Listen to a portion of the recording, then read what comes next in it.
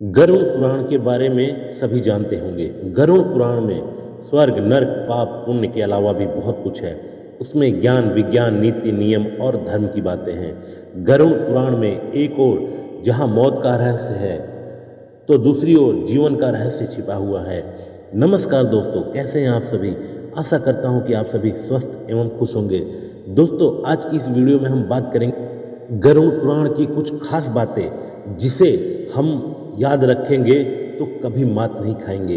तो चलिए वीडियो को शुरू करते हैं। वीडियो शुरू करने से पहले यदि आप चैनल पर नए हैं तो चैनल को सब्सक्राइब कर दीजिए और साथ में बेल आइकन को भी दबा दीजिए, जिससे कि हमारी आने वाली हर नई वीडियो का अपडेट आपके पास सबसे पहले पहुंच जाए। दोस्तों, गरुड़ पुराण से हमें कई तरह की शिक्षाएं मिलती हैं। गरुड़ पुराण में मृत्यु के पहले और बाद की स्थिति के बारे में बताया गया है। यह पुराण भगवान विष्णु की भक्ति और उनके ज्ञान पर आधारित है। प्रत्येक व्यक्ति को यह पुराण पढ़ना चाहिए। गरुड़ पुराण हिंदू धर्म के प्रसिद्ध धार्मिक ग्रंथों में से एक है। 18 पुराणों में से इसे एक माना जाता है। गरुड़ पुराण में हमारे जीवन को लेकर कई गूढ़ बातें बताई गई है, जिनके बारे में व्यक्ति को जरूर जानना चाहिए। संयम और सतर्कता। जिंदगी है तो मित्र भी हैं और शत्रु भी। कहते हैं कि जिसका कोई शत्रु नहीं वह अपनी जिंदगी में कुछ नहीं कर पाता, ऐसे में उसका कोई मित्र भी नहीं होता। इसका यह मतलब नहीं है कि हम जानबूझकर लोगों को शत्रु बनाएं। यदि हम अपने तरीके से जी रहे हैं तो निश्चित ही शत्रु बनना स्वाभाविक है।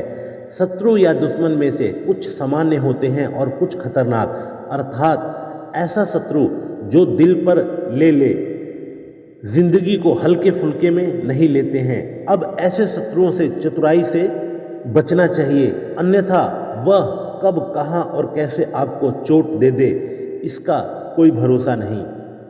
गरुड़ पुराण के नीति सार में कहा गया है कि शत्रुओं से निपटने के लिए सतर्कता और चतुरता का सहारा लेना चाहिए। शत्रु लगातार हमें नुकसान पहुंचाने का प्रयास करते रहते हैं।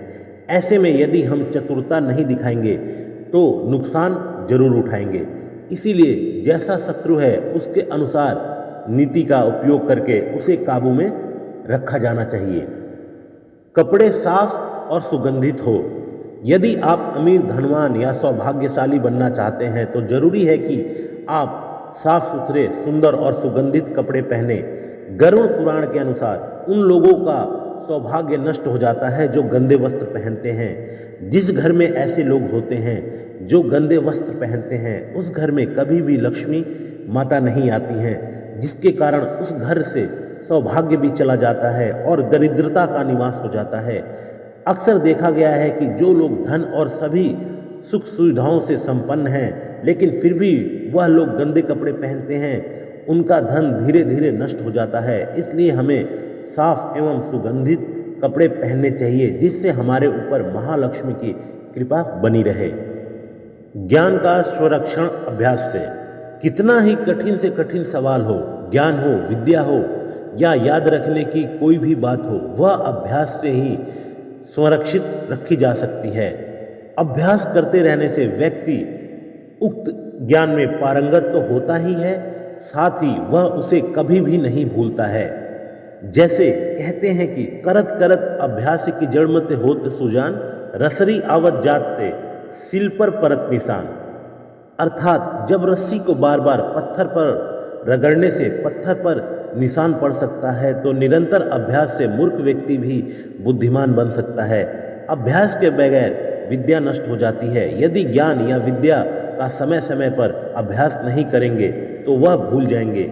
गरुड़ पुराण के अनुसार माना जाता है कि जो भी हम पढ़ें उसका हमें हमेशा एक बार अभ्यास करना चाहिए, जिससे कि वह ज्ञान हमारे मस्तिष्क में अच्छे से समा जाए। निरोगी काया। संतुलित भोजन करने से ही निरोगी काया प्राप्त होती है। भोजन से ही व्यक्ति सेहत प्राप्त करता है और भोजन से ही वह रोगी हो जाता है। भोजन ही हमारे शरीर का मुख्य स्रोत है। हमें हमेशा आधी से ज़्यादा बीमारी इस वजह से होती है कि हम असंतुलित खान पान लेते हैं, जिसके कारण हमारा पाचन तंत्र ठीक से काम नहीं करता है। इसलिए हमें सदैव सुपाच्य भोजन ही ग्रहण करना चाहिए। ऐसे भोजन से पाचन तंत्र ठीक से काम करता है और भोजन से पूर्ण ऊर्जा शरीर को प्राप्त होती है। पाचन तंत्र स्वस्थ रहता है और इस वजह से हम रोगों से बचे रहते हैं। एकादशी व्रत को ग्रंथों और पुराणों में श्रेष्ठ बताया गया है। गरुड़ पुराण में तो इसकी महिमा का खूब बखान किया गया है। जो व्यक्ति एकादशी का व्रत रखता है वह सभी कष्टों से बचा रहता है, उसे उस व्रत का निश्चित ही लाभ मिलता है। एकादशी व्रत रखने के कुछ नियम होते हैं। इस व्रत को नियम अनुसार ही रखना चाहिए। इस दिन सिर्फ फलाहार ही लेना चाहिए, किसी भी प्रकार का व्यस्त नहीं करना चाहिए, तभी यह व्रत शुभ फलदायी होता है। ज्योतिषियों के अनुसार इसे रखने से चंद्र का कैसा भी बुरा असर हो वह खत्म हो जाता है। तुलसी का महत्व। हालांकि तुलसी का महत्व गरुड़ पुराण के अलावा अन्य कई पुराणों में भी बताया गया है।